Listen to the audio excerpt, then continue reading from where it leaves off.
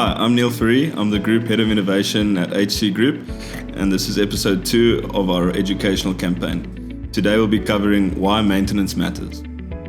What's one of the most common reasons cooling systems underperform or fail altogether? It's poor maintenance.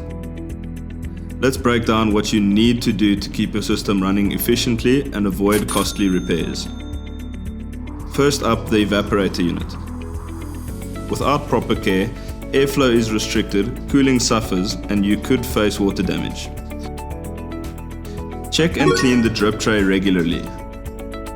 This stops algae or mold from building up and prevents overflow that can damage the unit or surrounding area. Next, inspect the evaporator coil's fins. Dust and debris reduce heat transfer efficiency. A soft brush or approved coil cleaner keeps them working as they should. Now, the condenser unit. A blocked or dirty condenser can't reject heat, and your system will struggle.